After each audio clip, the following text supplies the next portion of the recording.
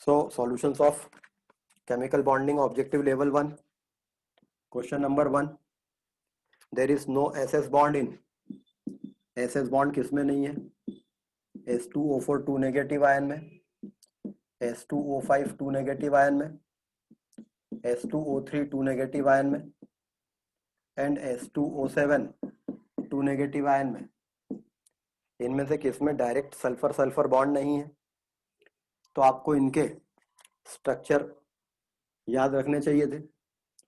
Sulphur sulphur bond, SS bond, इसमें होता है S2O4 2 नेगेटिव आयन का स्ट्रक्चर ये होता है. ये सारे स्ट्रक्चर आपको याद रखने हैं. ये इसमें एसएस बॉन्ड होता है, S2O3 2 minus ion, S2O3 2 minus ion.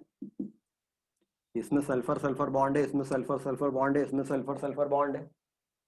But पिछली क्लास में बताया था S2O7 2 माइनस आयन, इसमें ऑक्सीजन के थ्रू चीजें आपस में जुड़ी रहती हैं.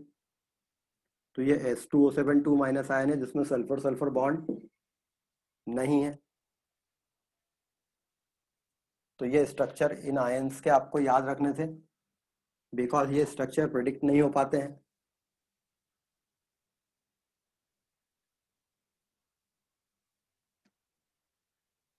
Second question, which of the following will molecules are expected to exhibit intermolecular hydrogen bonding?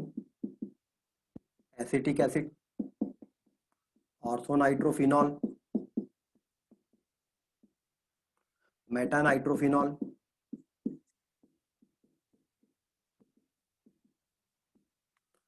and orthoboric acid.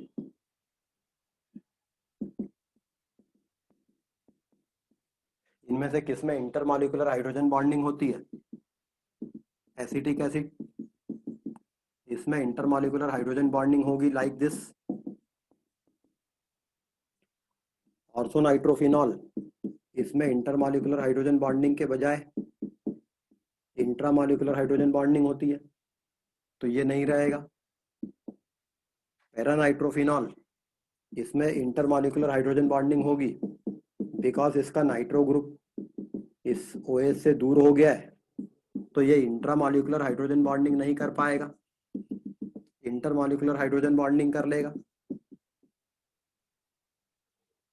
Orthoboric acid में भी इंटरमॉलिक्यूलर हाइड्रोजन बॉन्डिंग होती है.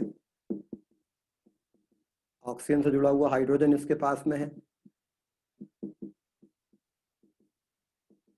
इस प्रकार से दो मॉलिक्यूल के बीच में, तो 1, 3 and 4. Option C is correct. C option correct होगा. इंटरमॉलिक्यूलर हाइड्रोजन बॉन्डिंग 1, 3 और 4 में हो रही है.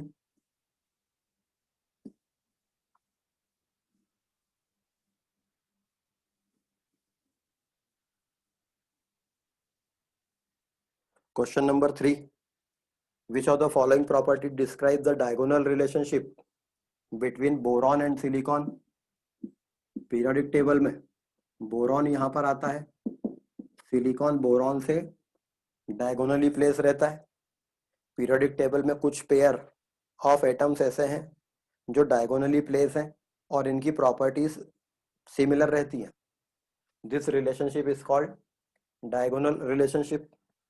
तो इनमें से कौन सी प्रॉपर्टी में boron silicon diagonal relationship show करते हैं? ए, BCl3 is not hydrolyzed while AlCl3 while SiCl3 can be hydrolyzed. ये दोनों ही हाइड्रोलाइज हो जाते हैं, इसलिए ये प्रॉपर्टी ठीक नहीं है. Both forms oxide B2O3 is amphoteric, SiO2 is acidic. तो ये प्रॉपर्टी सिमिलर नहीं है. ये वाली भी सिमिलर नहीं थी, ये हाइड्रोलाइज नहीं होता, ये हो जाता है, तो ये भी प्रॉपर्टी सिमिलर नहीं है. इसका ऑप्शन डी, इनके बोराइड और सिलाइड वाटर से हाइड्रोलाइज हो जाते हैं. Mg2B3 वाटर से हाइड्रोलाइज होकर MgOH होल ट्वाइस और डाइबोरेन देता है और मैग्नीशियम का सिलाइट हाइड्रोलाइज हो जाता है और ये SiH4 देता है। तो इस प्रॉपर्टी में ये सिमिलैरिटी शो करते हैं। तो ऑप्शन डी होगा इसका।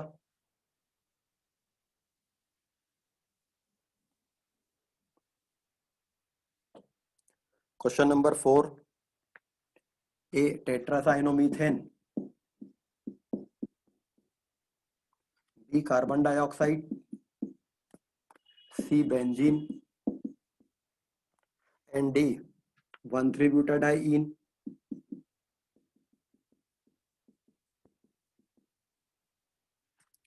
The ratio of sigma and pi bonds in the order. टेट्रासाइनोमीथेन जो होगा वो इस प्रकार का होगा।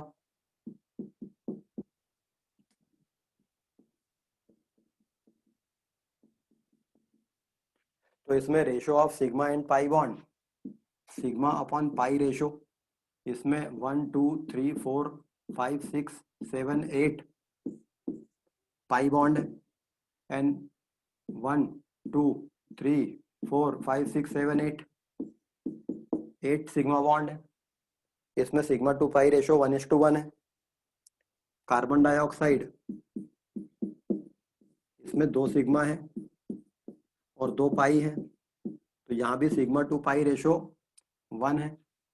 तो यहाँ सिग्मा टू पाई रेशो 1:1 है, यहाँ सिग्मा टू पाई रेशो 1:1 है। बेंजीन का स्ट्रक्चर ये रहता है।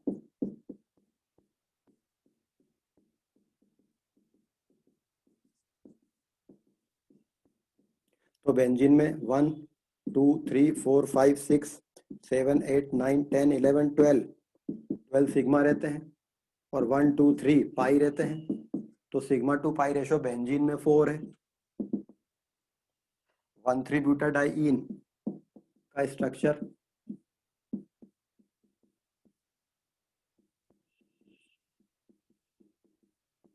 ये रहेगा। 1,3-butadiene का स्ट्रक्चर ये है। तो इसमें सिग्मा टू पाई रेशो, इसमें sigma bond 1 2 3 4 5 6 7 8 9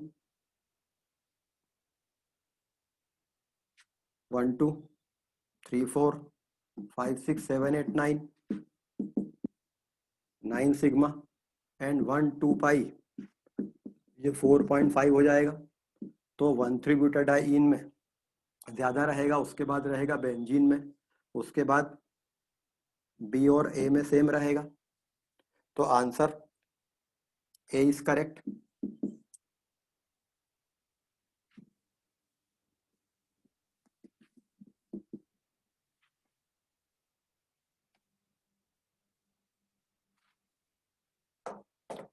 question number 5, which of the following model best describes the bonding within a layer of graphite structure?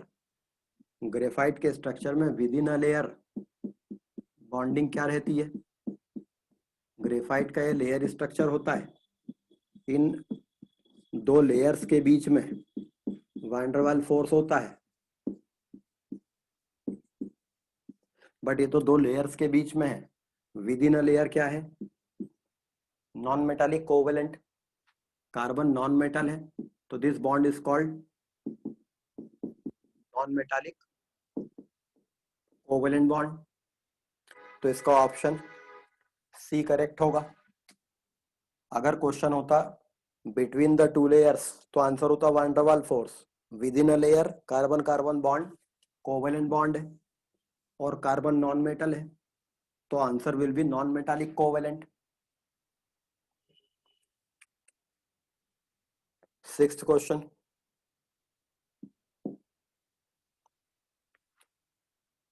in ICl4 negative ion, the shape is square planar.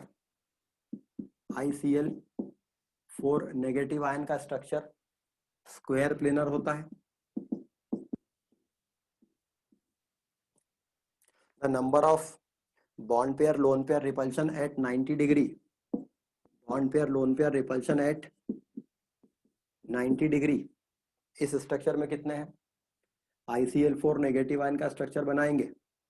Iodine central atom है, इसका electronic configuration ground state में 5s2 5p5 5d0 होता है। Iodine के पास एक electron extra कर देंगे ताकि ये I नेगेटिव आयन बन जाए। इसको 4 क्लोरीन से जोड़ना है। वैसे भी आयोडीन का ऑक्सीडेशन नंबर +4 है, तो इस इलेक्ट्रॉन को यहाँ ले आएंगे तो इसके पास 4 अनपेयर्ड इलेक्ट्रॉन हो जाएंगे इन द एक्साइटेड स्टेट। तो यह आयोडीन की एक्साइटेड स्टेट है। तो पहले हमने आयोडीन का ग्राउंड स्टेट कॉन्फ़िगरेशन लिखा, फिर उसको एक इलेक्ट्रॉन एक्स्ट्रा दिया क्योंकि I नेगेटिव आयन है, फिर 4 अनपेयर्ड इलेक्ट्रॉन कर लिए क्योंकि ऑक्सीडेशन नंबर +4 है उसका। आयोडीन का ऑक्सीडेशन नंबर +4 नहीं है यहाँ, आयोडीन का ऑक्सीडेशन नंबर +3 आएगा। तो उसको ऐसा कर लेते, पहले आयोडीन में 3 अनपेयर्ड इलेक्ट्रॉन कर लेते इसको यहाँ भेजकर, और फिर इसको एक इलेक्ट्रॉन एक्स्ट्रा दे देते तो भी 4 अनपेयर्ड हो गए। अब इसमें नंबर ऑफ हाइब्रिड ऑर्बिटल निकालेंगे। Total number of valence electron, iodine के पास वैलेंस इलेक्ट्रॉन होते हैं 7, क्लोरीन के पास होते हैं 7, 35 + 1 36 by 2 -3 times of 4 18 - 12 will be 6, hybridisation will be sp3d2। तो एक s 3p और 2 d ऑर्बिटल हाइब्रिडाइज होंगे। तो एक I नेगेटिव आयन के पास 6 हाइब्रिड ऑर्बिटल आएंगे, लेकिन उनमें से 2 में लोन पेयर रहेगा, तो ये 2 लोन पेयर रहेंगे। ये एक क्लोरीन से बॉन्डिंग करेगा, ये एक क्लोरीन से बॉन्डिंग करेगा, ये एक क्लोरीन से बॉन्डिंग करेगा, ये एक क्लोरीन से बॉन्डिंग करेगा। स्ट्रक्चर स्क्वायर प्लेनर बन गया, और इसमें lone pair bond pair repulsion at 90 degree 1 2 ये वाला 3 4 5 6 7, मतलब जो ऊपर वाला ये लोन पेयर है, ये इन कॉर्नर वालों सबके साथ में lone pair bond pair angle 90 degree, ऊपर 4 रहेंगे नीचे 4 रहेंगे, तो lone pair bond pair angle at 90 degree होंगे 8। तो आंसर इज 8, जो कि बी ऑप्शन दिया हुआ है।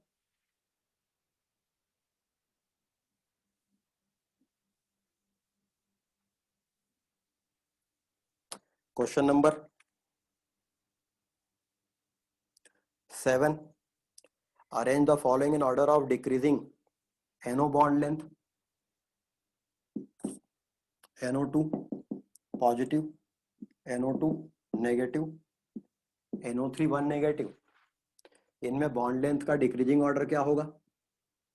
NO2 पॉजिटिव का स्ट्रक्चर ये रहता है, NO2 नेगेटिव का स्ट्रक्चर ये रहता है, और NO3 नेगेटिव का स्ट्रक्चर ये रहता है। तो ये बॉन्ड पूरी तरह से डबल है, ये जो बॉन्ड है ये पूरी तरह से डबल बॉन्ड है। ये वाला बॉन्ड ये 2 स्ट्रक्चर रखता है, ये बॉन्ड डबल है मगर यह सिंगल भी है। इन दोनों का एक एवरेज स्ट्रक्चर इसका रहता है, मतलब ये बॉन्ड डबल सिंगल के बीच का रहता है, तो ये डबल सिंगल के बीच का है। ये वाला बॉन्ड भी ऐसा 3 बार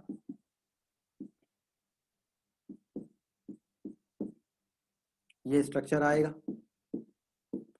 दिस इज रेजोनेंस।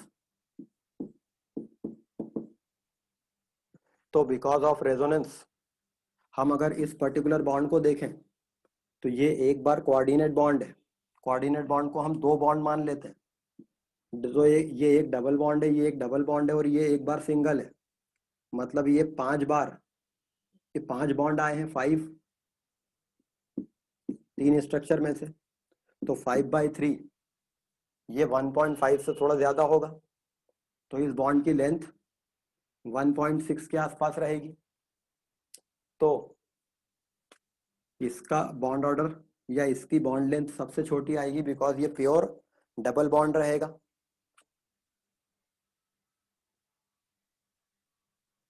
तो इसका ये प्योर डबल बॉन्ड रहेगा, ये प्योर 1.5 बॉन्ड रहेगा, जबकि ये 5/3 मतलब ये कुल 1.5 से ज़्यादा और बॉन्ड ऑर्डर ज़्यादा रहता तो बॉन्ड लेंथ छोटी होती है।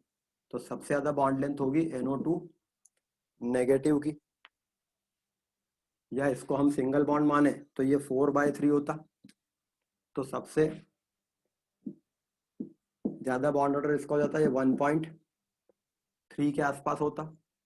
तो सबसे लेंदी बॉन्ड इसमें होता, उसके बाद NO2 1- आयन में होता, सबसे स्ट्रॉन्ग बॉन्ड NO2 प्लस में होता। Answer B is correct.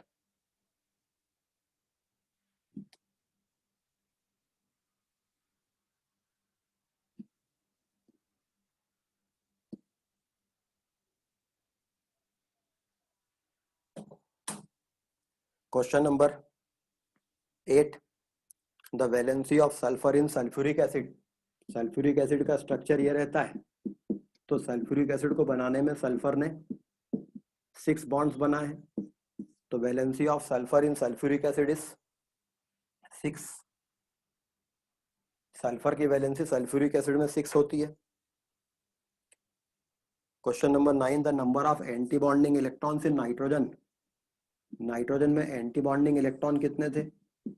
तो नाइट्रोजन का जब हमने एनर्जी लेवल डायग्राम बनाया था, तो नाइट्रोजन के एनर्जी लेवल डायग्राम में sigma 1s, sigma star 1s, sigma 2s, sigma star 2s, पाई 2p(x2), पाई 2p(y), सिग्मा 2p(z) ये ऑर्बिटल बने थे। तो 1 2 3 4 5 6 7 8 9 10 11 12 13 14 उनमें से ये एंटी बॉन्डिंग इलेक्ट्रॉन था, ये एंटी बॉन्डिंग इलेक्ट्रॉन थे, बाकी के बॉन्डिंग थे। तो 4 इलेक्ट्रॉन्स आर एंटी बॉन्डिंग। तो आंसर इज ए। नाइट्रोजन का एनर्जी लेवल डायग्राम में ये दिख जाता।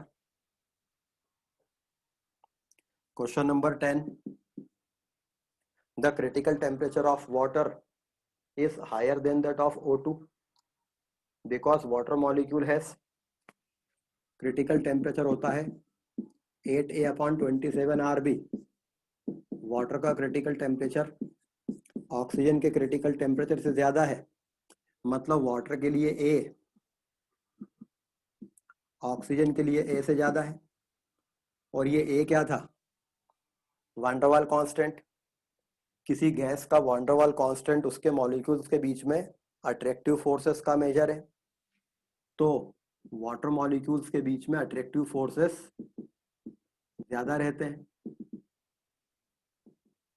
बजाय O2 मॉलिक्यूल्स के बीच में, बिकॉज वाटर में हाइड्रोजन बॉन्डिंग रहती है।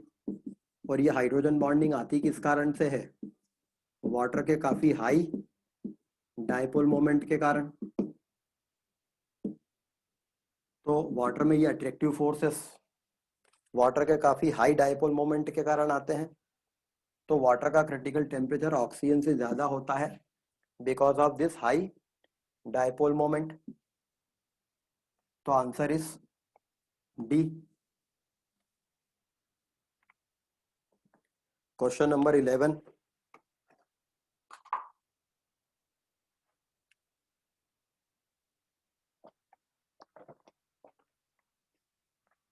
among KO2 AlO2 1 negative ion, BaO2 and NO2 1 plus ion, the unpaired electron is present in KO2.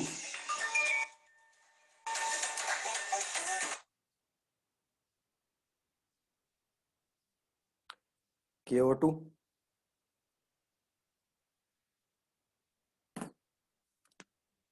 K positive और O2 1- आयन होता है। O2 1- आयन का जो एनर्जी लेवल डायग्राम हमने बनाया था उसमें हम देखते हैं कि एक अनपेयर्ड इलेक्ट्रॉन फिर भी रहता था। अगर हम देखें O2 नेगेटिव आयन का एनर्जी लेवल डायग्राम, तो O2 के एनर्जी लेवल डायग्राम में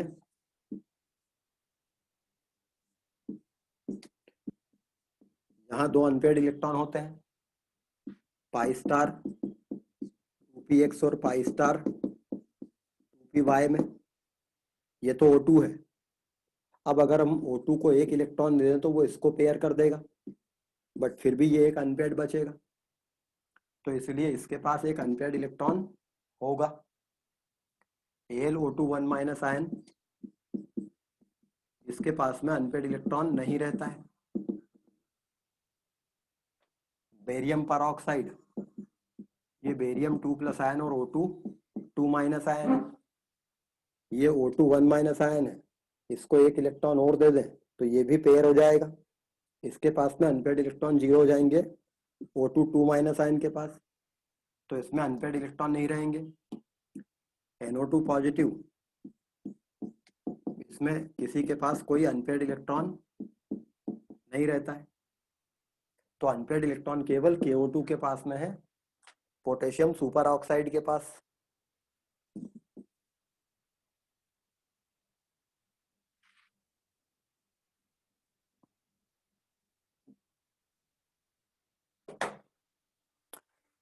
क्वेश्चन नंबर 12,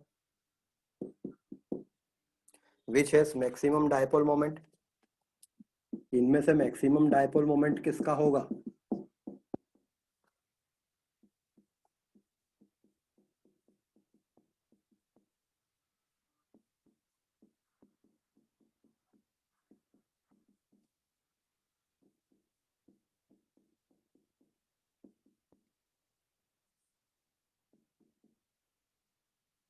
इनमें से डायपोल मोमेंट मैक्सिमम किसका होगा? इसका डायपोल मोमेंट तो 0 हो जाएगा, इसका डायपोल मोमेंट भी 0 हो जाएगा, क्योंकि ये तीन वेक्टर एक ही प्लेन में हैं और 120 डिग्री पर है, तो रिजल्टेंट 0 हो जाएगा। यहाँ पर इसका और इसका रिजल्टेंट 0 हो जाएगा, बचेगा केवल इसका, तो ये केवल एक डायपोल है। यहाँ पर इसका,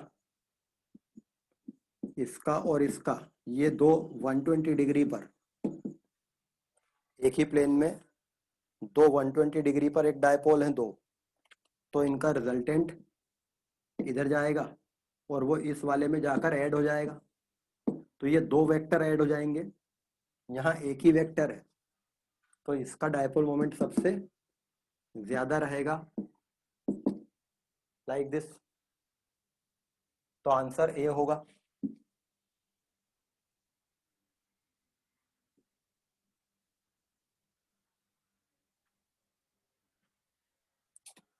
question number 13, which of the following molecule of shortest NN bond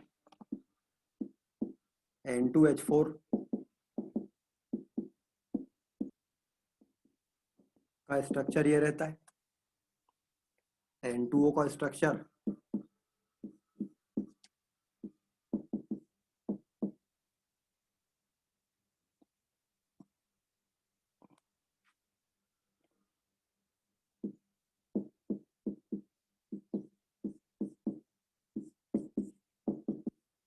N2O का स्ट्रक्चर ये रहता है। N2 का स्ट्रक्चर ये रहेगा, N2O4 का स्ट्रक्चर ये रहता है। तो इनमें NN बॉन्ड सिंगल है, इसमें NN बॉन्ड डबल है, इसमें NN बॉन्ड डबल है, मगर इसमें NN बॉन्ड ट्रिपल है। नाइट्रोजन नाइट्रोजन बॉन्ड ट्रिपल होगा तो वो काफी शॉर्ट हो जाएगा, स्ट्रॉन्ग रहेगा, तो शॉर्टेस्ट NN बॉन्ड इसके पास में है, लॉन्गेस्ट NN बॉन्ड इसके पास होता, तो answer C is correct. Question number 14, the compound with maximum ionic character is formed. Maximum ionic character कब बनेगा?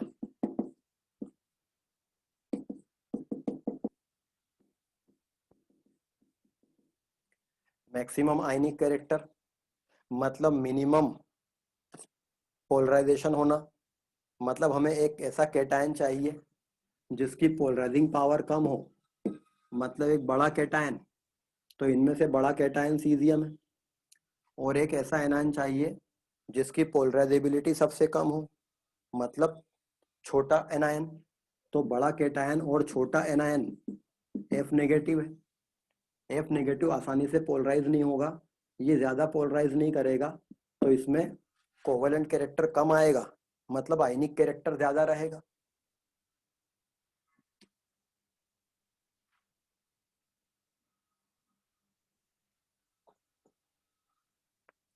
Question number 15, Mg3N2 reacts with water forming propyne Mg2C3, water से रिएक्शन करके magnesium hydroxide और propyne gas बनाता है।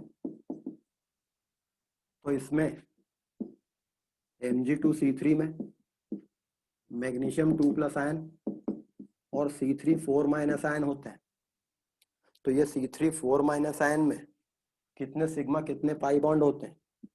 ये C3 4- ion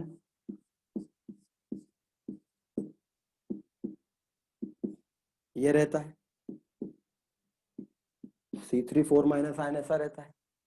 तो इसमें 2 सिग्मा और 2 पाई बॉन्ड रहते हैं। It contains 2 sigma and 2 pi. Answer A is correct.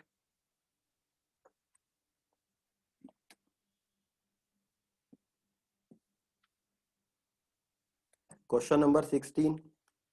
Which of the following has a geometry different from the other 3 species? BF4 1- ion, SO4 2- ion, XCF4 PH4 1- ion। इनमें से geometry किसकी अलग है? Answer होगा XCF4। BF4 की geometry tetrahedral होगी। Sulphate ion की geometry tetrahedral होती है। XCF4 की ज्योमेट्री स्क्वायर प्लेनर रहती है, क्योंकि इसके पास 2 लोन पेयर रहते हैं। और PH4 इसकी ज्योमेट्री टेट्राहेड्रल होती है। तो इन तीनों की ज्योमेट्री टेट्राहेड्रल है, बट इसकी ज्योमेट्री अलग है, स्क्वायर प्लेनर है।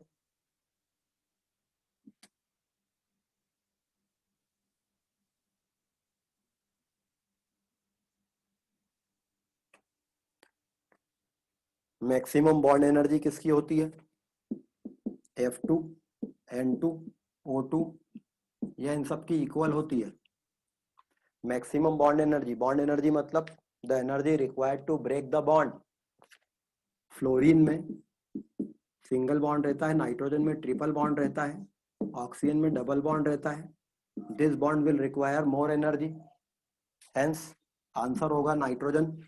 इसकी बॉन्ड एनर्जी मैक्सिमम होगी, और फ्लोरीन सिंगल बॉन्ड था, उसकी बॉन्ड एनर्जी मिनिमम होनी थी।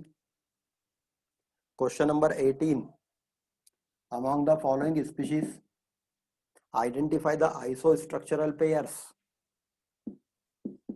NF3 NO3 1 negative ion, BF3 H3O+ ion,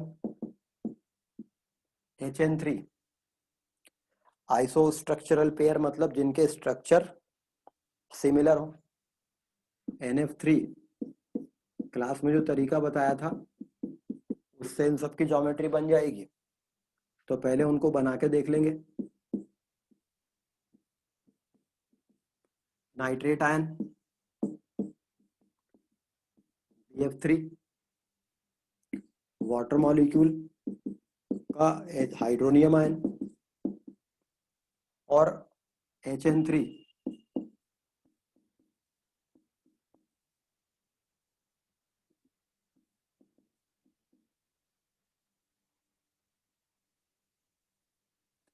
तो इसकी ज्योमेट्री पिरामिडल है, इसकी ट्रायगोनल प्लेनर है, ये भी ट्रायगोनल प्लेनर है, ये पिरामिडल है, ये एंगुलर है। तो आइसोस्ट्रक्चरल पेयर कौन है? एक तो ये और ये, तो NF3 और H3O प्लस आइसोस्ट्रक्चरल हो गए, और ये दोनों आइसोस्ट्रक्चरल हैं, नाइट्रेट आयन और BF3। तो option C is correct.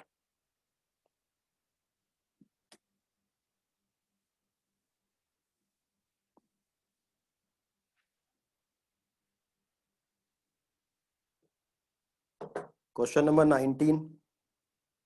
The number and types of bonds between the two carbon atoms in CaC2. CaC2 calcium 2 plus ion plus C2 2 minus ion होता है। तो ये C2 2 माइनस आयन बेसिकली ये वाला ion है।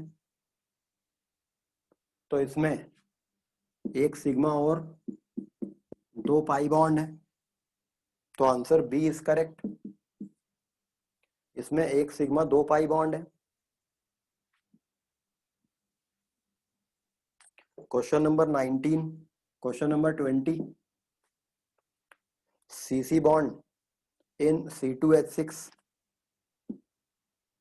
C2H6 का जो CC bond था वो हेट्रोलाइटिक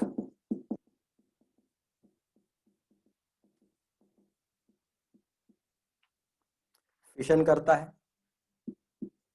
तो एक स्पीशीज क्या बनेगी? केटायन। और एक स्पीशीज क्या बनेगी? एनायन। तो ये जो दो स्पीशीज बनी है इनमें कार्बन का हाइब्रिडाइजेशन क्या होगा?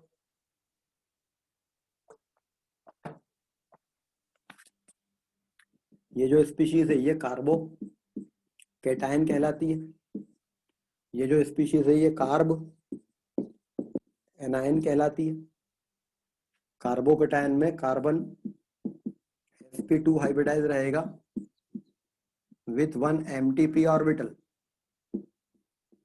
तो ये ट्राइगोनल प्लेनर होता है carbocation, but lone pair will require hybrid orbital. So this carbanion will be sp3 hybridized pyramidal structure. तो आंसर आएगा sp2 sp3। Option C is correct. Heterolytic fission एक बॉन्ड का मतलब इस बॉन्ड के दोनों इलेक्ट्रॉन एक ही एटम रख ले, this is called heterolytic fission.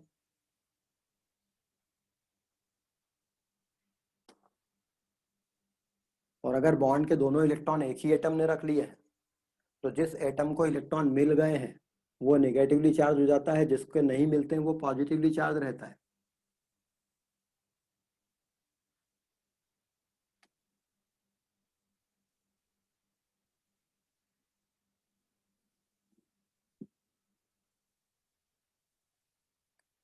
Question number 21. The hybridization and the geometry in BrF3 molecule.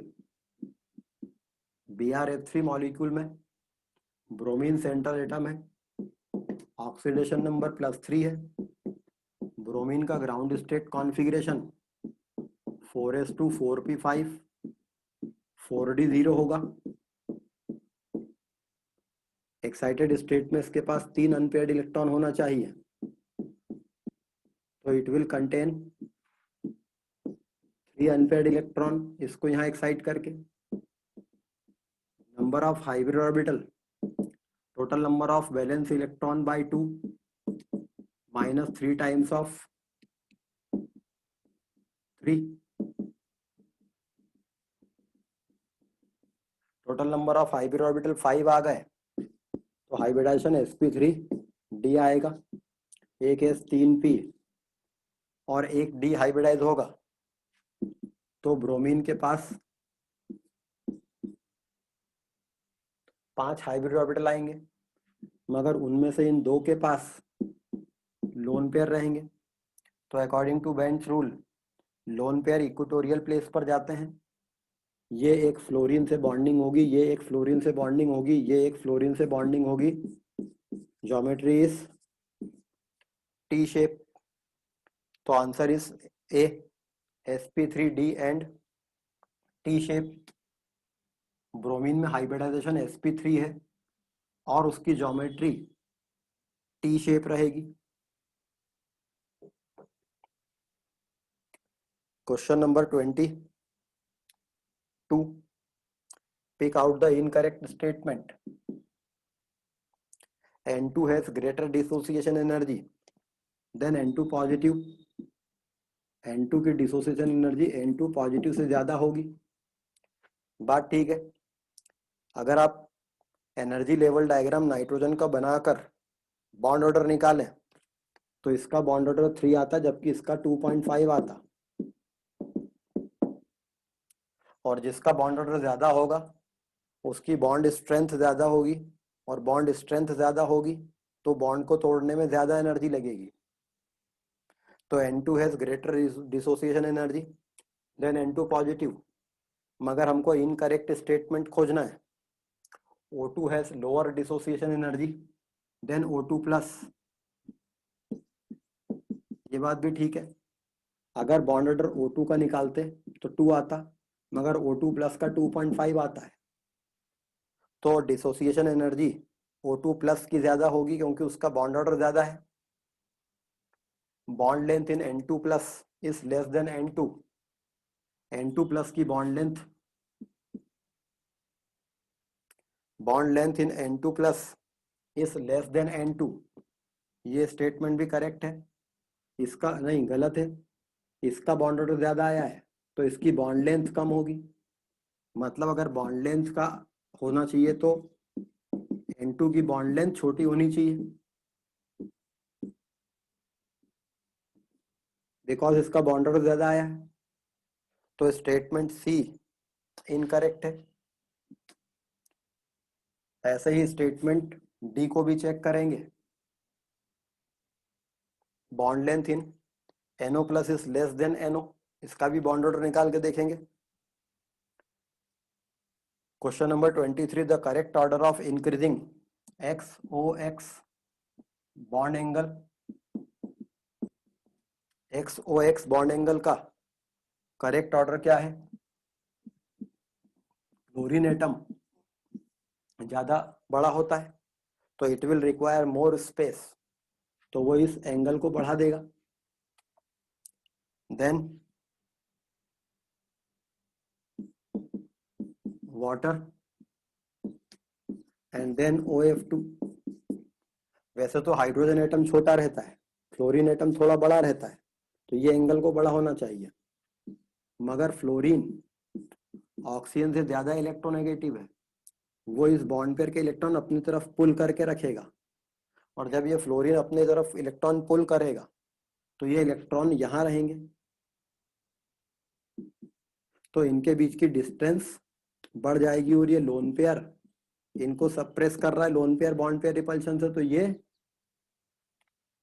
थोड़ा पास आ जाएंगे बिकॉज ये यहाँ खिंचे हुए हैं। यहाँ पर ये इधर थे या वाटर में तो ये और इधर थे, तो बॉन्ड पेयर सेंटर के पास रहते हैं तो रिपेल ज्यादा करते हैं, तो लोन पेयर उनको सप्रेस नहीं कर पाता है।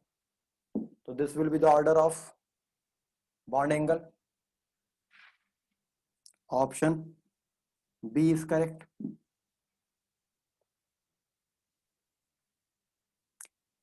Question number 24, the hybridisation of carbon in C3O2।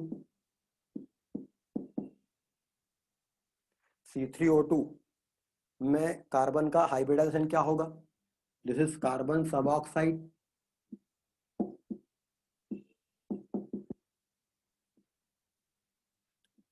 C3O2 will be this carbon will be sp hybridized, this carbon will be sp hybridized, this carbon will be sp hybridized, क्योंकि हर carbon 2 pi bond बना रहा है।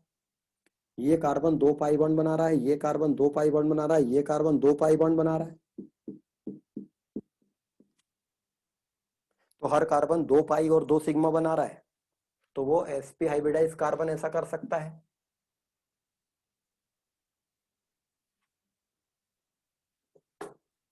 Question number 25, Cyanogen has a dash structure. Question number 25, Cyanogen का structure कैसा होता है? Cyanogen का structure ये रहेगा, ये कार्बन sp हाइब्रिडाइज है, ये भी sp हाइब्रिडाइज है, तो it will have linear structure. Answer A is correct.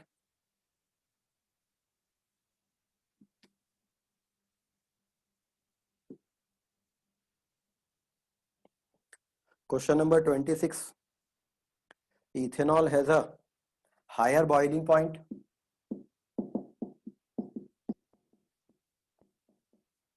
than dimethyl ether.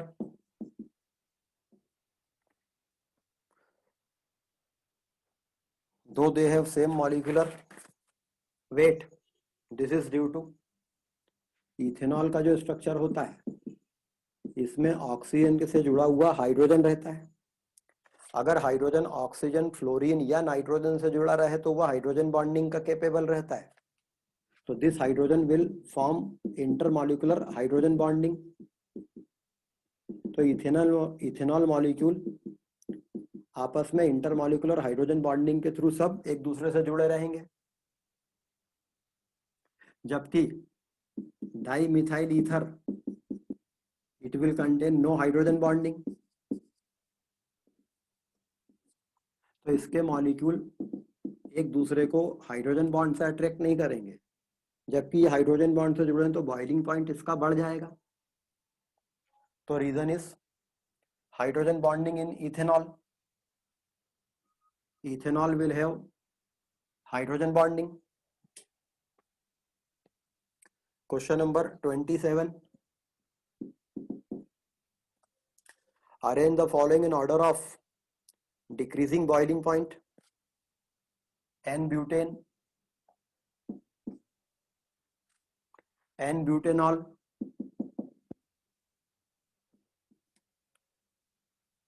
N-butyl chloride, isobutane.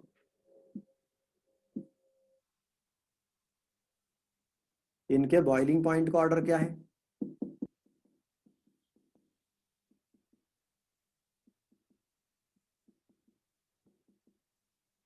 ये एन ब्यूटेन है, ये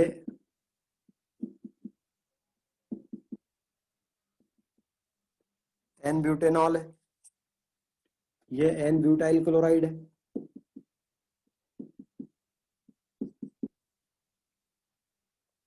और ये आइसोब्यूटेन है.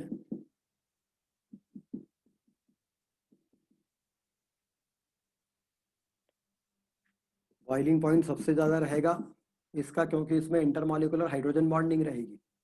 इसमें डायपोल डायपोल अट्रैक्टिव फोर्सेस रहेंगे, क्योंकि इसमें एक डायपोल मोमेंट तो रहेगा. इन दोनों में सिर्फ वॉन डर वाल फोर्सेस रहेंगे. इसका मॉलिक्यूलर सरफेस एरिया ज्यादा है इस वाले से, क्योंकि ये एक स्फेरिकल मॉलिक्यूल है, सरफेस एरिया कम हो जाएगा. तो हाइड्रोजन बॉन्डिंग के कारण ब्यूटेनॉल का बॉइलिंग पॉइंट ज्यादा रहेगा एन ब्यूटाइल क्लोराइड से. एन ब्यूटाइल क्लोराइड का ज्यादा रहेगा ब्यूटेनॉल से, ब्यूटेन से. ब्यूटेन का ज्यादा रहेगा आइसोब्यूटेन से. तो आंसर इज डी.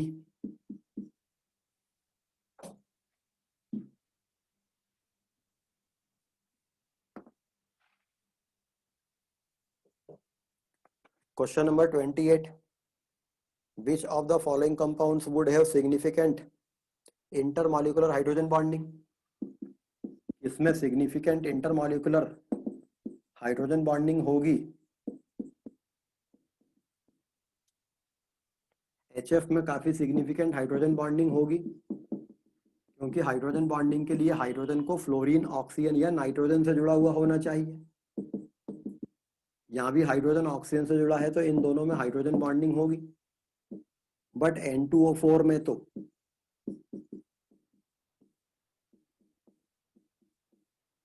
हाइड्रोजन ही नहीं है.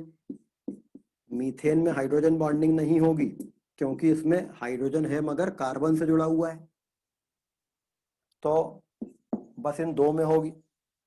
Answer is C, HF and CH3OH.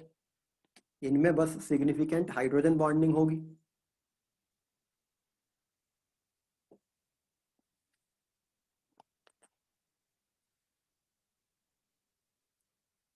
Question number 29.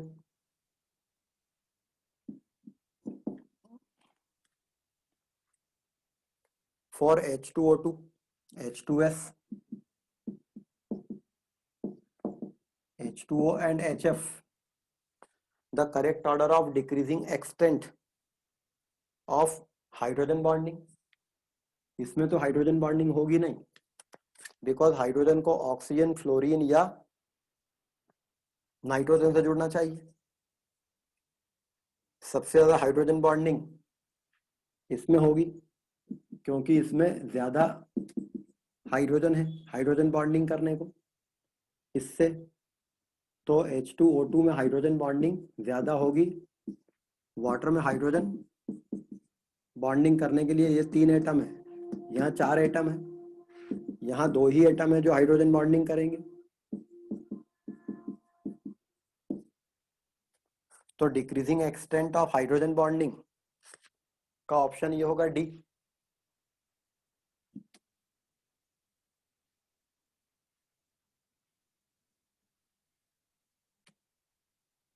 Question number 30.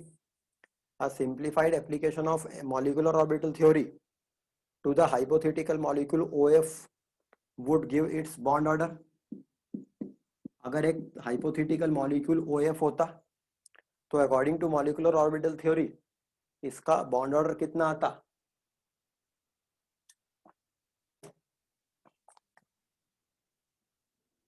इसके लिए हम एक तरफ ऑक्सीजन के एटॉमिक ऑर्बिटल्स और एक तरफ फ्लोरीन के एटॉमिक ऑर्बिटल्स बना लेते हैं. यह ऑक्सीजन का 1s, फ्लोरीन का 1s, ऑक्सीजन का 2s, फ्लोरीन का 2s, ऑक्सीजन का 2pxyz, फ्लोरीन का 2pxyz.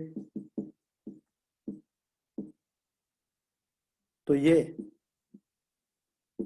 बनाएगा sigma 1s, sigma star 1s. ये बनाता sigma 2s, sigma star 2s. Total number of electron 14 से ज्यादा हो जाते, इसलिए ऑक्सीजन रूल लगेगा. सिग्मा 2pz नीचे रहेगा, पाई 2px और पाई 2py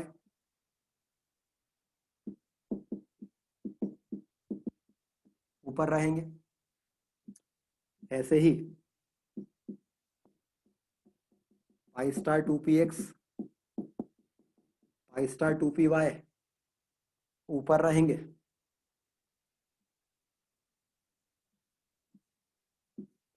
और सिग्मा स्टार 2pz सबसे ऊपर आएगा. अब एक तरफ ऑक्सीजन है तो 1 2 3 4 5 6 7 8 इलेक्ट्रॉन ऑक्सीजन के पास में है, बट फ्लोरीन के पास में 9 इलेक्ट्रॉन होते हैं. तो टोटल इलेक्ट्रॉन है 17 और हमें ये 17 इलेक्ट्रॉन OF बनाते समय भरना है.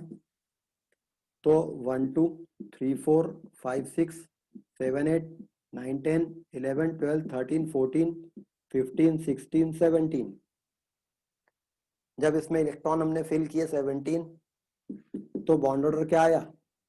Number of electrons in bonding molecular orbital 2 4 6 8 10 minus number of electron in anti bonding orbital 2 4 6 and 7, that is 3/2 1.5. इसका बॉन्ड ऑर्डर 1.5 आएगा.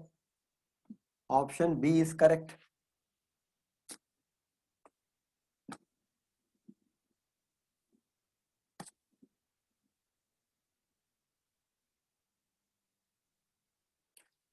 Question number 31. Which of the following contains electrovalent as well as covalent bonds? किसमें आयनिक और covalent दोनों bond है? Option A methane, इसमें केवल covalent bond है. Option 2 H2O2, इसमें केवल कोवलेंट बॉन्ड है. ऑप्शन सी अमोनियम क्लोराइड, इसमें कोवलेंट बॉन्ड है. और ये पॉजिटिव नेगेटिव चार्ज का अट्रैक्शन आयनिक बॉन्ड है, तो इसमें इलेक्ट्रोवेलेंट और कोवेलेंट दोनों प्रकार के बॉन्ड हैं. ऑप्शन डी हाइड्रोजन साइनाइड, इसमें सिर्फ कोवेलेंट बॉन्ड है। तो क्वेश्चन नंबर 31 का आंसर होगा C, ammonium chloride. Question number 32, which of the following species is paramagnetic? NO negative, O2 2 negative, cyanide ion, carbon monoxide. इन सबके एनर्जी लेवल डायग्राम बना के देखेंगे तो इसमें आपको अनपेयर्ड इलेक्ट्रॉन मिल जाएगा।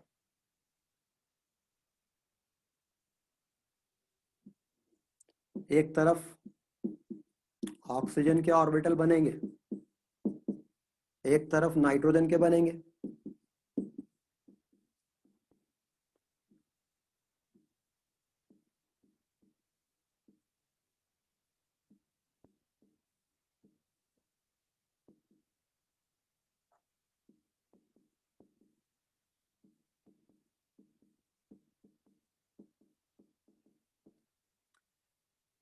अब इसमें नाइट्रोजन के पास होते हैं इलेक्ट्रॉन 7, ऑक्सीजन के पास होते हैं 8, 15 प्लस एक एक्स्ट्रा 16।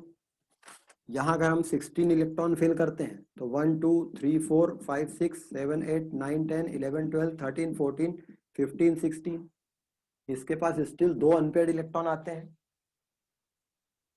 अच्छा, यही डायग्राम जब O2 का बनाते थे तो टोटल इलेक्ट्रॉन आपके पास में होते थे 16। ये O2 का ही बना हुआ है, मगर O2 2 माइनस आयन है तो ये 2 इलेक्ट्रॉन पेयर हो जाते हैं। अगर साइनाइड आयन का बनाते तो कार्बन के पास इलेक्ट्रॉन होते हैं 6, नाइट्रोजन के पास होते हैं 7, 13 प्लस एक नेगेटिव चार्ज 7 14, 1 2 3 4 5 6 7 8 9 10 11 12 13 14। ये Cn नेगेटिव का है, नंबर ऑफ अनपेयर्ड इलेक्ट्रॉन इसमें नहीं आ रहे हैं तो इसके पास। और अगर ये डायग्राम कार्बन मोनोऑक्साइड का बनाते हैं तो कार्बन के पास इलेक्ट्रॉन होते हैं 6, ऑक्सीजन के पास होते हैं 8, 14 इलेक्ट्रॉन। ये 14 इलेक्ट्रॉन है, इसमें भी अनपेयर्ड इलेक्ट्रॉन नहीं है। तो according to molecular orbital diagram unpaired electron NO1 minus ion के पास होते 2 इलेक्ट्रॉन, जबकि बाकियों के पास नहीं होते, तो ये पैरामैग्नेटिक होगा।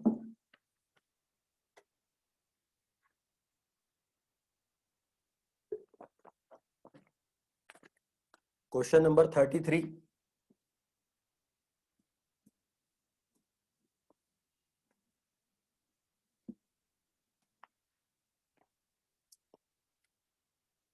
The bond order of Be2 is, Be2 का बॉन्ड ऑर्डर कितना होता? बेरिलियम अगर डायटोमिक बनेगा तो एक बेरिलियम एटम का इलेक्ट्रॉनिक कॉन्फ़िगरेशन होता है 1s2 2s2। दूसरे बेरिलियम एटम का भी इलेक्ट्रॉनिक कॉन्फ़िगरेशन होता है 1s2 2s2। ये दोनों बनाते sigma 1s sigma star 1s, फिर बनता sigma 2s sigma star 2s। तो Be2 अगर बनता तो टोटल इलेक्ट्रॉन 8 हो जाते, 1 2 3 4 5 6 7 8। बॉन्ड ऑर्डर इसका आता half of 4 minus 4 0।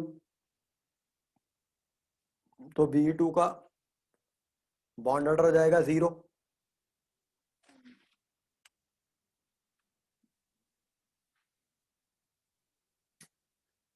Question number 34, the shape of methyl cation is likely to be. Methyl cation में कार्बन के आउटर मोस्ट शेल में ग्राउंड स्टेट में कॉन्फ़िगरेशन ये रहता है, एक्साइटेड स्टेट में कॉन्फ़िगरेशन ये रहता है, मगर एक इलेक्ट्रॉन निकल गया। अब कार्बन को 3 हाइड्रोजन से बॉन्ड बनाना है, इन 3 के थ्रू बना सकता है, और ये ऑर्बिटल खाली है। तो हाइब्रिडाइज ऑर्बिटल खाली कभी नहीं रहते हैं, तो इसको हम हाइब्रिडाइज नहीं करेंगे, केवल इनको करेंगे तो हाइब्रिडाइजेशन आएगा sp2, और ये ऑर्बिटल खाली यहाँ रहेगा।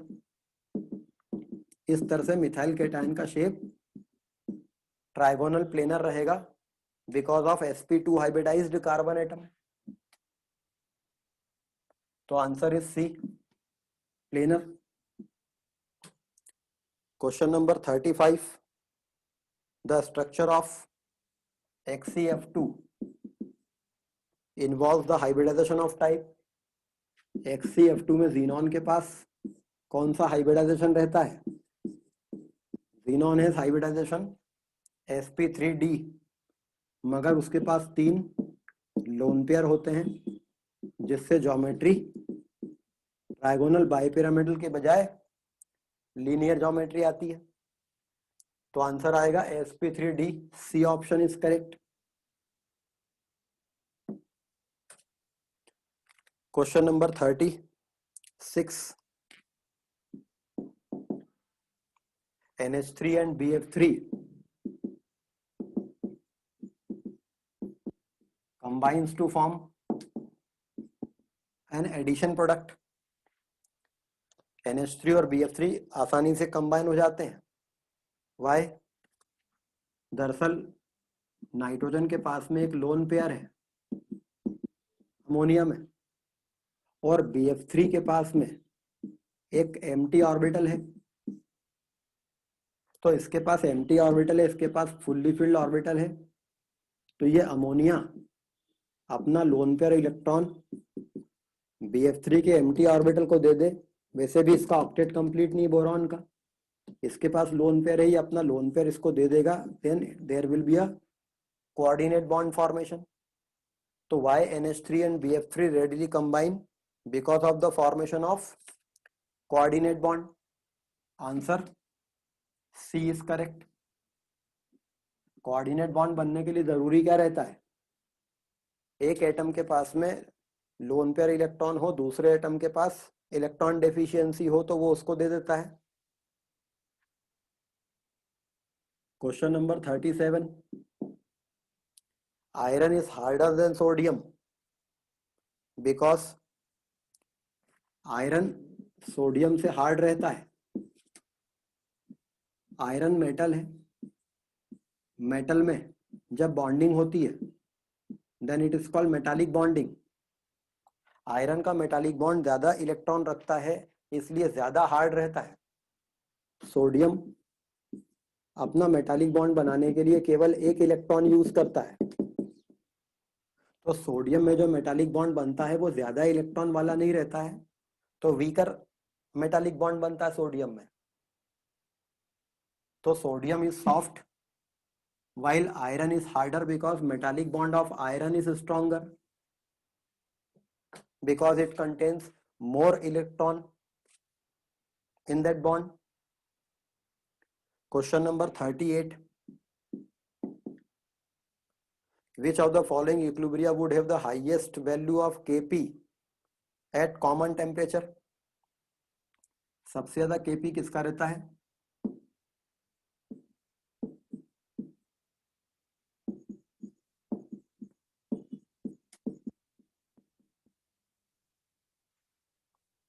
मैग्नीशियम, ये 4 ऑप्शन दिए हैं। ये मैग्नीशियम, कैल्शियम, स्ट्रोंशियम, बेरियम के कार्बोनेट हैं, और जब ये डिकम्पोज होते हैं तो इनके डिकम्पोजिशन को बताने का इक्विलिब्रियम कांस्टेंट रहता है Kp। जो ज्यादा इजीली डिकम्पोज होता है उसका Kp ज्यादा रहता है। पीरियोडिक टेबल में अल्कलाइन अर्थ मेटल जो रहते हैं उनकी डाउन द ग्रुप कार्बोनेट्स की थर्मल स्टेबिलिटी बढ़ती जाती है।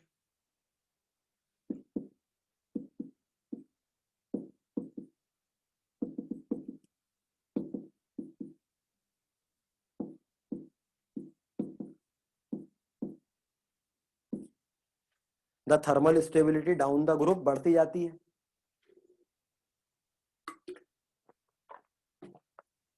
मतलब थर्मली ज्यादा स्टेबल ये रहेगा। थर्मल स्टेबल मतलब हीट करने पर न टूटना, तो ये नहीं टूटेगा मगर ये आसानी से टूट जाएगा। और ये जो आसानी से टूट जाता है वो ज्यादा CO2 प्रोड्यूस करता है, उसका Kp ज्यादा रहेगा। तो इसका Kp सबसे ज्यादा रहेगा डिकम्पोज होने का।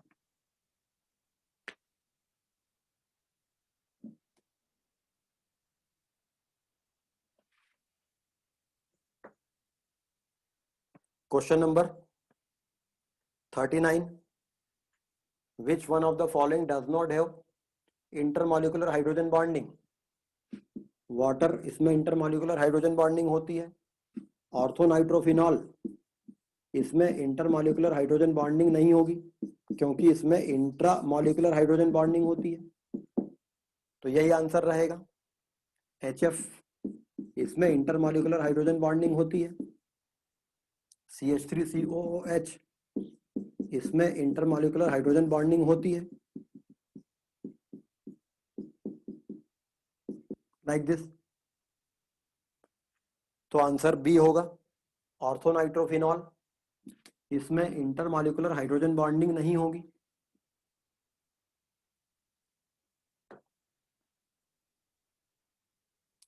Question number 40, the correct order of strength of hydrogen bond ClH Cl H N NHN OH O FHF, इनमें सबसे स्ट्रॉन्ग हाइड्रोजन बॉन्ड कौन सा होगा? ये हाइड्रोजन सबसे ज्यादा इलेक्ट्रोनेगेटिव एटम फ्लोरीन से जुड़ा है, तो इस पर प्लस चार्ज ज्यादा आएगा। फिर वो अट्रैक्ट भी एक हाई इलेक्ट्रोनेगेटिव एटम फ्लोरीन से हो रहा है, ये ज्यादा स्ट्रॉन्ग बॉन्ड रहेगा।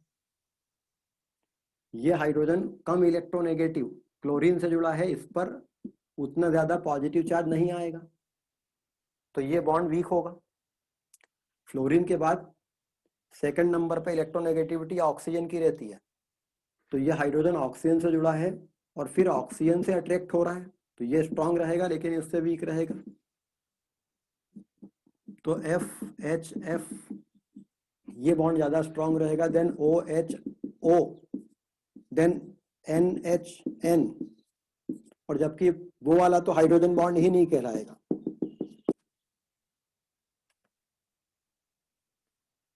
तो answer will be B, answer होगा बी। हाइड्रोजन बॉन्ड की स्ट्रेंथ किस बात पे डिपेंड करेगी कि हाइड्रोजन पे पॉजिटिव चार्ज लाने वाला एलिमेंट कौन सा है। ये जितना ज्यादा हायर इलेक्ट्रोनेगेटिव एटम होगा वो इस पर उतना ज्यादा पॉजिटिव चार्ज ला देगा और ये इससे अट्रैक्ट होगा, ये अट्रैक्शन हाइड्रोजन बॉन्ड है।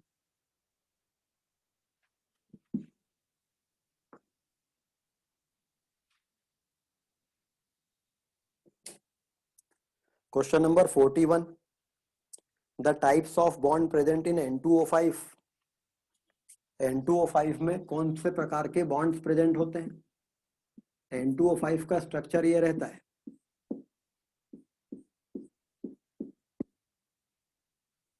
the types of bond present in N2O5 are covalent and coordinate। इसमें कोवेलेंट और कोऑर्डिनेट दोनों बॉन्ड है, तो क्वेश्चन नंबर 41 का आंसर होगा D. Question number 42, which of the following exhibits hydrogen bonding. इसमें से किस में हाइड्रोजन बॉन्डिंग होगी?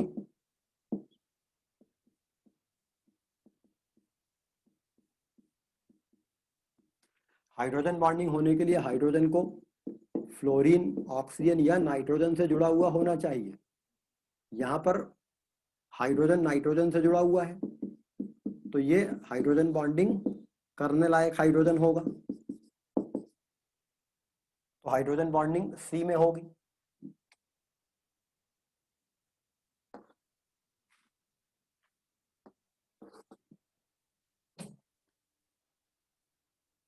Question number 43, the maximum covalency is equal to the actual number of the maximum covalency is equal to the number of unpaired p electrons। Maximum covalency कितनी हो सकती है किसी एलिमेंट की? मैक्सिमम कोवेलेंसी कितनी हो सकती है? ऑप्शन ए कि उसके पास कितने अनपेयर्ड पी इलेक्ट्रॉन है, मगर ये ठीक नहीं है। जैसे हेलोजन है, हेलोजन के पास कॉन्फ़िगरेशन ये रहता है, उनकी वैलेंसी वैसे तो 1 होती है, बट मैक्सिमम कितनी होती कि ये यहाँ चला जाता, ये यहाँ चला जाता, और ये यहाँ, तो ये 1 2 3 4 5 6 7, ये मैक्सिमम कोवैलेंसी 7 शो कर सकता है। तो इसका ऑप्शन डी करेक्ट है। The actual number of unpaired S N P electrons in the outermost shell, the actual number of unpaired S N P electron, कि वो एस और पी इलेक्ट्रॉन कुल मिलाकर कितने अनपेयर्ड इलेक्ट्रॉन एक्साइटेड स्टेट में generate कर सकते हैं, वो मैक्सिमम कोवैलेंसी देगा। तो answer is D. Question number 44, among the following the van der Waals forces are maximum in HBr, LIBr, LICL, AGBr। AGBr के मॉलिक्यूल्स के बीच में फोर्सेस ऑफ अट्रैक्शन काफी स्ट्रांग रहते हैं, ये प्रेसिपिटेट हो जाता है किसी सॉल्यूशन में, हेंस इनमें van der Waals फोर्सेस सबसे ज्यादा स्ट्रांग है। तो आंसर होगा AGBr। बाकी के जो 3 थे उनमें तो इलेक्ट्रोस्टैटिक फोर्स है। Question number 45, the bond order depends upon the number of electrons in the bonding and anti-bonding orbital. Which of the following statement is or correct about bond order? Bond order cannot have negative value. Bond order जो रहता है half of the number of electrons in bonding molecular orbital and number of electrons in anti-bonding molecular orbital होता है। Bond order negative हो सकता है यदि इसमें इलेक्ट्रॉन ज्यादा चले जाते तो। It is always integer value. हमने देखा था कि कई मॉलिक्यूल ऐसे हैं जिनका बॉन्ड ऑर्डर फ्रैक्शन भी आता है, लाइक इसका। तो बॉन्ड ऑर्डर जरूरी नहीं कि इंटीजर वैल्यू ही होगा। It is a non zero quantity. Bond order non zero हमेशा नहीं होता है, इसका जीरो हो जाता है। It can assume any positive, negative, integer और फ्रैक्शनल वैल्यू इंक्लूडिंग जीरो। तो बॉन्ड ऑर्डर की वैल्यू कुछ भी आ सकती है, hence answer will B D. Question number 46, in the formation of N2 positive from N2 the electron is removed from N2 से जब N2 positive बनाते हैं तब इलेक्ट्रॉन कौन से ऑर्बिटल से रिमूव होता है?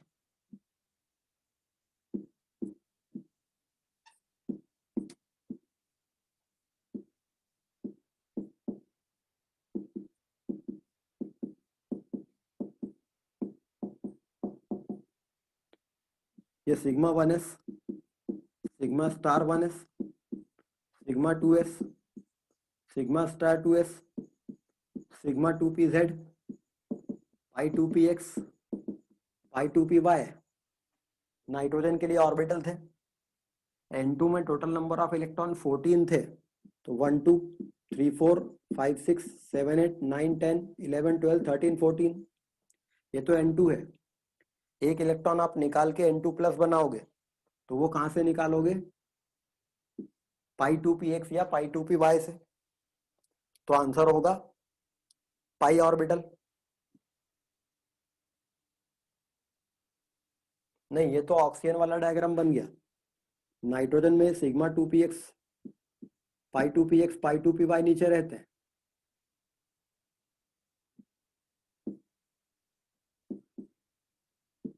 पाई 2px, पाई 2py नीचे रहते हैं, सिग्मा 2pz ऊपर रहता है। अब 14 इलेक्ट्रॉन इसके पास थे, N2 के पास एक इलेक्ट्रॉन निकाला, तो यहां से एक इलेक्ट्रॉन निकला तो वो सिग्मा 2pz से निकला। तो answer A is correct, sigma orbital से निकलता है इलेक्ट्रॉन। तो answer A will be correct.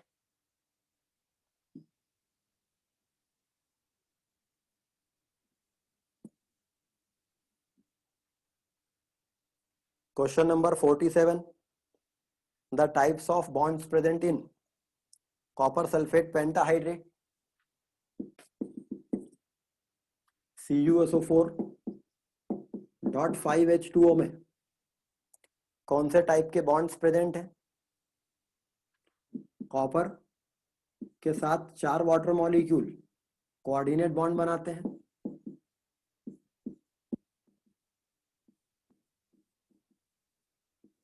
Tetrahedra में कॉपर 2+ आयन था, इसके साथ में चार्ज बैलेंस करने के लिए एक सल्फेट आयन लगा होता है और एक वाटर ऑफ क्रिस्टलाइजेशन होता है। तो कॉपर सल्फेट पेंटाहाइड्रेट में ये कोऑर्डिनेट बॉन्ड है, ये कोवैलेंट बॉन्ड है, ये चार्ज के बीच का अट्रैक्शन आयनिक बॉन्ड है। तो कॉपर सल्फेट पेंटाहाइड्रेट में covalent bond, ionic bond, coordinate bond तीनों पाए जाते हैं। That's why answer is D, electrovalent, covalent and coordinate. इसमें तीनों प्रकार के बॉन्ड होते हैं।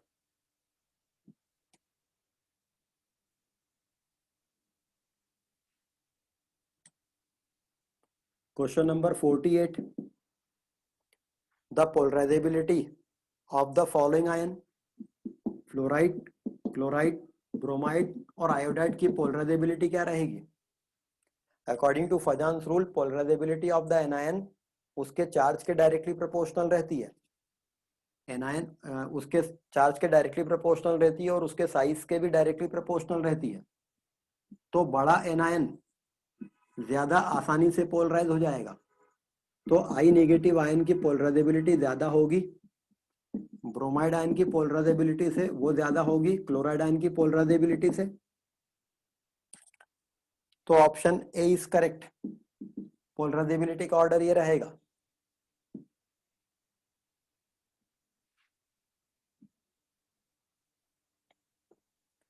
Question number 49, in XeF4 molecule xenon atom is, XeF4 molecule में xenon एटम कौन सा हाइब्रिडाइज्ड है? ये हमने देखा था क्लास में।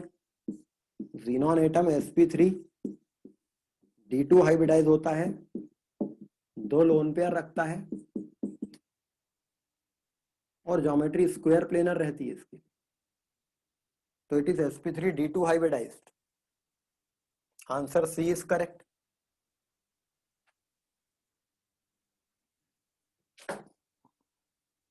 Question number 50, how many sigma and pi bonds are present there in salicylic acid?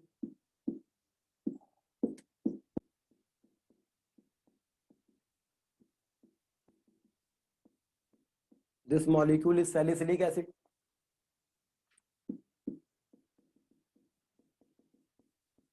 ये सैलिसिलिक एसिड है, इसमें कितने सिग्मा और कितने पाई बॉन्ड्स प्रेजेंट है?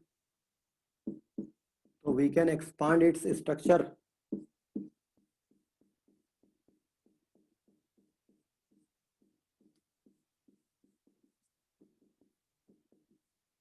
Now sigma and pi bond count कर लेंगे। अगर इसके पास सिग्मा काउंट करें तो 1 2 3 4 5 6 7 8 9 10 11 12 13 14 15 16 सिग्मा, 1 2 3 4 पाई बॉन्ड है इसके पास। Answer is B, 16 sigma 4 pi. So these are the solutions for chemical bonding objectives up to 50 questions.